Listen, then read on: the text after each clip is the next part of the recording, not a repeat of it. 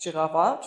He works with exegetic analytics and gives us some more insight about tidy data.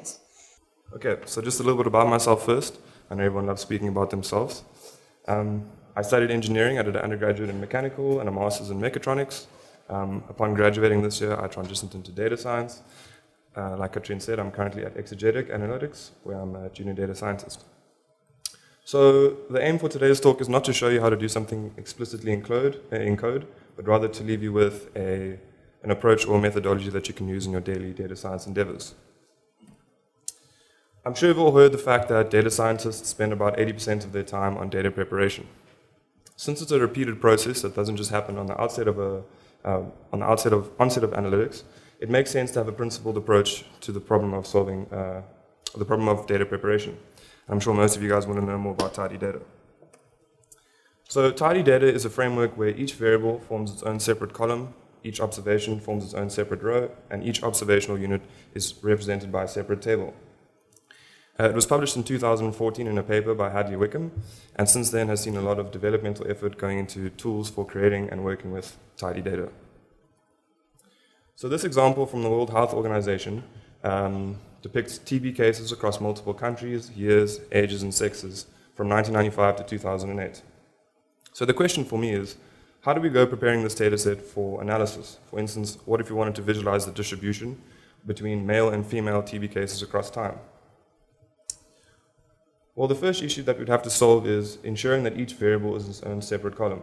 As we can currently see, the age and sex variable is spread across multiple columns, as well as multiple observations occurring in the same row. So to go about this, we can use the gather function from the tidyr package and reshape our data set such that each variable is in its own separate column. The resulting data set already looks much better and is, what I say, much tidier. But we still have the issue of multiple variables residing in the same column. As we can see, in the column named raw, we have age depicted by M, and we have sex depicted by M, as well as age by the integers. To solve this problem, we can use the separate function again from the tidyr package and ensure that the raw column is split into two separate elements. So the resulting data set is what we call tidy. We see we have country, year, sex, age, and count each in its own separate column and one observation per row. Tidy data doesn't just make sense for humans and interpolation, but it also makes sense for hardware when we want to implement. I'm specifically talking about vectorizing our code in this context. So to return to the question, why do we want our data in a tidy framework? Well, for data exploration, it makes sense to have it in this format because we can easily explore our data and get a feel for the distribution.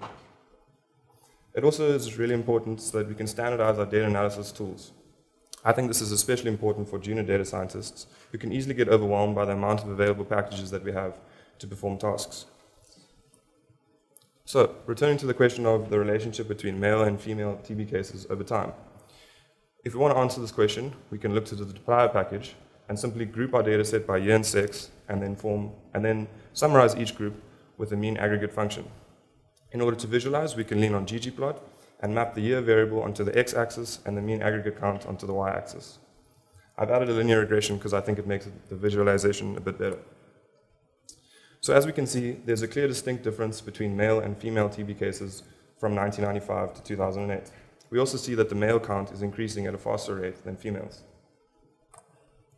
So my take home for the talk today is working with messy data is not just difficult at the time, but it also makes the analysis and working with code more difficult in the future. For instance, if you want to share data with, or not data, if you want to share code with colleagues, having our data, our code normalized makes the reading easier.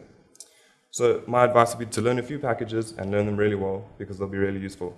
And the Tidyverse is a great set of packages to learn.